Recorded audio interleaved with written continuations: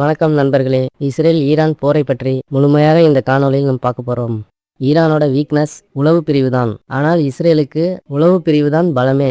இன்று நேற்று இல்லை, பல காலமாக எதிரி நாட்டிற்குள் நுழைந்து வேவு பார்ப்பதிலும் தன்னுடைய நாட்டை பாதுகாத்துக் கொள்ளவும் கை தேர்ந்தவர்கள். இஸ்ரேலோட உளவு படைக்கு அவர்களின் எதிரி நாடான ஈரானின் உச்ச தலைவர் கமேனியை வேவு பார்ப்பதற்கு 6 மாத காலங்கள் ஆகிவிட்டது. கடந்த 1 மாதங்களுக்கு முன்பு கமேனியின் செகண்ட் சர்க்கிள் பாதுகாப்பு படையினரை கண்டுபிடித்தார்கள். அந்த 2ஆம் கட்ட குழுவில் 80 பேர் இருந்தார்கள். இவர்கள் IRGC-யால் நியமிக்கப்பட்டவர்கள். இவர்கள் தான் இந்த நாட்டை வழிநடத்தி செல்வார்கள். ஈரான் நாட்டில் யார் இறந்தாலும் இந்த குழு அந்த நாட்டை இயக்கும். இந்த 80 பேர் கொண்ட ஈரானின் 2ஆம் கட்ட தலைவர்களை கொன்றுவிட்டால் ஈரானால் தீவிரமாக தாக்க இயலாதென்று இஸ்ரேல் நினைத்தது. ஈரானின் முதல் கட்ட தலைவர்கள் ஒன்று கூடி ஒரே இடத்தில் பேச்சுவார்த்தை நடத்த உள்ளார்கள். இந்த தகவலை இஸ்ரேல் உளவு அமைப்புகள் அறிந்து கொண்டார்கள். அந்த இடத்தை தாக்குதல் செய்தால் ஒட்டுமொத்தமாக ஈரான் அரசையே முடக்கிவிடலாம் என்று நினைத்தார்கள். இஸ்ரேல் அரசாங்கம் இரவு 9 மணி போல் அந்த இடத்தில் ரகசியமாக தாக்குதலை நடத்தினார்கள். 100க்கும் மேற்பட்ட விமானங்களில் குண்டுகளை பொழிந்தது. இதில் கமேனி உட்பட 4 படை தலைவர்களும் இறந்து போனார்கள். கமேனியின் குடும்ப உறவுகளும் இந்த தாக்குதலில் இறந்து போனார்கள். மகள், பேர குழந்தைகள் போன்றவர்களும் அடக்கம். இஸ்ரேல் நினைத்தது போல் காமேனி இறந்த பிறகு தாக்குதல் கொஞ்சம் கூட குறையவில்லை. கமேனி இறந்த பிறகுதான் ஈரானின் தாக்குதல் அதிபயங்கரமாக இருக்கிறது. அவர் உயிருடன் இருந்தபோது கூட அமெரிக்க போர்க்கப்பலை தாக்கவில்லை, இஸ்ரேல் நாட்டையும் தாக்கவில்லை. ஆனால் இப்பொழுது ஈரான் இவை அனைத்திலும் தாக்குதல் நடத்துகிறது. நேற்று இரவு இஸ்ரேலில் 100கணக்கான ஏவுகணைகளை ஈரான் செலுத்தியுள்ளது. அமெரிக்க நாடு ஈரான் பக்கத்தில் இருந்தால் ஈரானின் ஏவுகணைக்கு எப்பொழுதே பலியாயிருக்கும். இந்த நாடு தொலைதூரத்தில் இருக்கிறதுனால வளைகுடா நாடுகளில் அவர்களின் இராணுவ முகாம்களின் மீது தாக்குதல் நடத்துகிறது. இஸ்ரேலை தூண்டிவிட்டு அமெரிக்கா தாக்குதல் நடத்தி கொண்டிருந்தது. இப்பொழுது அமெரிக்காவே நேரடியாக தாக்குதலில் இறங்கியிருக்கு. இஸ்ரேலின் பிரதமர் அலுவலகத்தை ஈரான் தாக்கி அழித்துள்ளது. ஏற்கனவே ஹைஃபா துறைமுகங்களிலும் தாக்குதல் நடத்தியிருக்கு. இஸ்ரேலின் அயன் டோம்கள் எல்லாம் இந்த ஏவுகணையை கட்டுப்படுத்த முடியவில்லை. இஸ்ரேல் அந்த அயன் டோம்களை பெருமளவில் உலக நாடுகளுக்கு விற்பனை செய்யலாம் என்று கனவில் இருந்து கொண்டிருந்தது. ஆனால் ஈரானின் ஏவுகணையினால் அந்த கனவு பலிக்காமல் போனது. இஸ்ரேலின் அயன் டோம்களை ஏற்கனவே சில நாடுகளுக்கு விற்பனை செய்துள்ளது. ஈரானின் இந்த தாக்குதலினால் அதெல்லாம் போலிகள் என்று நிரூபணமாகியிருக்கு. ஈரானுக்கு எதிரியே இஸ்ரேலும் யூதர்களும் தான். ஆனால் இந்த காலத்தில் நெதன்யாகு கொடூரமான போர் வெறியனாக இருப்பதனால் அவரை அழிப்பதில் குறிக்கோளாக இருக்கிறது. இதனால் தான் நெதன்யாகுவின் அலுவலகத்தை நேற்று ஈரான் தாக்கியது. ஆனால் அவர் அங்கு இல்லை. சவுதியில் இருக்கும் எண்ணெய் சுத்திகரிப்பு ஆலையான அராம்கோ நிறுவனம் தான் முதலில் எண்ணெய் உற்பத்தியில் ஈடுபட்டிருந்தது. இந்த நிறுவனம் சவுதியில் இருந்தாலும் அது அமெரிக்கர்களின் கட்டுப்பாட்டில் தான் இருக்கிறது. அதனால் தான் ஈரான் அராம்கோ நிறுவனத்தின் மீது ஏவுகணை தாக்குதல் நிகழ்த்தியது. அது முழுக்க இப்போ தீப்பற்றி எரிந்து கொண்டிருக்கிறது. சவுதி அரேபியா ஏற்கனவே பொருளாதாரத்தில் பின்னோக்கி சென்று கொண்டிருக்கிறது. இந்த எண்ணெய் கிணறு தாக்குதலினால் மேலும் பொருளாதாரம் சரிய தொடங்கும்.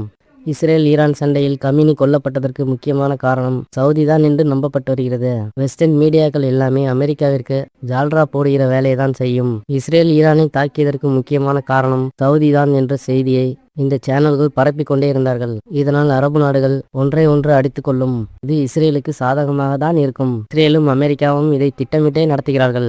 இதனால் அரபு நாடுகளுக்குள்ளேயே அவர்கள் அடித்துக் கொள்வார்கள். இதை தான் இஸ்ரேலும் எதிர்பார்த்து கொண்டிருக்கிறது. ஈரான் சவுதியை தாக்குதல் நடத்தினால் அவர்கள் உதவிக்கு அமெரிக்காவை தான் நம்பியிருக்க வேண்டும்.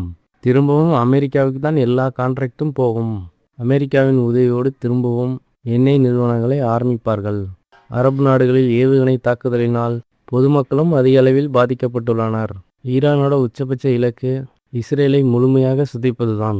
இஸ்ரேலோட கைபொம்மையாக தான் அமெரிக்கா இப்போ செயல்பட்டு கொண்டிருக்கிறது. ஆப்ரஹாம் லிங்கன் கப்பல் ஒரு பிரம்மாண்டமான போர்க்கப்பல். அது அமெரிக்க நாட்டை சேர்ந்தது. அதில் 5000 பேருக்கு மேல் பணியாளராக வேலை பார்த்து கொண்டிருக்கிறார்கள். அதில் 25க்கும் மேற்பட்ட விமானங்கள் நிறுத்தி வைக்கலாம். அது ஒரு பிரம்மாண்டமான விமானம் தாங்கி கப்பல். இந்த கப்பலை வைத்துதான் அமெரிக்கா எல்லா நாடுகளையும் மிரட்டி கொண்டிருக்கும். ஈரானின் அருகில் இந்த கப்பலை கொண்டு வந்து அச்சுறுத்த பார்த்தது. அந்த கப்பலில் அவ்வளவு எளிதில் யாராலும் தாக்குதல் நடத்த முடியாது. அது முழுக்க கடினமான இரும்பினால் செய்யப்பட்டிருந்தது. அதை பாதுகாப்பதற்காகவே இன்னும் 2 கப்பல் தன் அருகிலேயே இருக்கும். ஈரானின் ஏவுகணைகள் நேற்று அந்த கப்பல்களை சிதறடித்துள்ளது. இப்பொழுது பற்றி எரிந்து கொண்டிருக்கிறது. அமெரிக்காவின் உளவுத்துறை ரிப்போர்ட்களை ட்ரம்ப் மதிக்கிறதில்லை என்று குற்றச்சாட்டுகள் இருக்கு. அமெரிக்காவின் 7 ஏர்பேஸ்கள் வளைகுடா நாடுகளில் இருக்கு. Kuwait, Dubai, Qatar, UAE, Bahrain போன்ற நாடுகளெல்லாம் இருக்கு. இந்த நாடுகளில் இருக்கும் அனைத்து இடங்களிலும் ஈரான் தாக்குதலை நடத்தி கொண்டிருக்கு. இந்த போர் அமெரிக்காவிற்கு பெருத்த பின்னடைவாக இருக்கிறது. அமெரிக்கா பேச்சுவார்த்தைக்கு தயார் என்று சொல்லியும் ஈரான் அதை துளி கூட மதிக்கவில்லை. எங்கள் தலைவர் இறந்ததற்கு பழி வாங்காமல் நாங்கள் எந்த பேச்சுவார்த்தைக்கும் வரமாட்டோம் என்று ஈரானின் வெளியுறவுத்துறை அமைச்சர் கூறுகிறார்.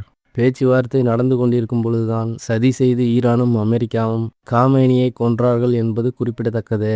இப்பொழுது அமெரிக்கா சீனாவிடம் சென்று இந்த போரை நிறுத்துவதற்கு உதவியை நாடுது.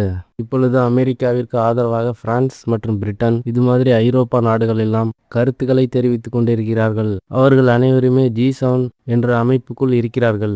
நாளுக்கு நாள் இந்த போர் அதிகரித்து கொண்டே இருக்கிறது. ஈரான் ஒருபோதும் அடிபணியாது. ஏனென்றால் அவர்கள் தனது தலைவரை இழந்திருக்கிறார்கள். ஈரான் நாட்டிற்குள்ளே புகுந்து அவர்களின் தலைவரை கொன்றிருக்கிறார்கள். ஈரான் பழிவாங்காமல் விடாது. மற்ற நாடுகளைப் போல் ஈரான் இல்லை. உயிர் போனாலும் பயப்பட மாட்டார்கள். இந்த போரினால் இந்தியாவில் பெட்ரோல் டீசல் விலைகள் உயர்வதற்கு வாய்ப்பு அதிகமாக இருக்கு. இந்த எண்ணெய் விலை ஏற்றத்தினால் அம்பானியோட ஷேர் அதிகமாக உயரும். இதில் அதிகமாக லாபம் அடைபவர்கள் குஜராத்தியர்கள் தான். இத்துடன் இந்த காணொளி முடிவடைகிறது. மீண்டும் சந்திப்போம்.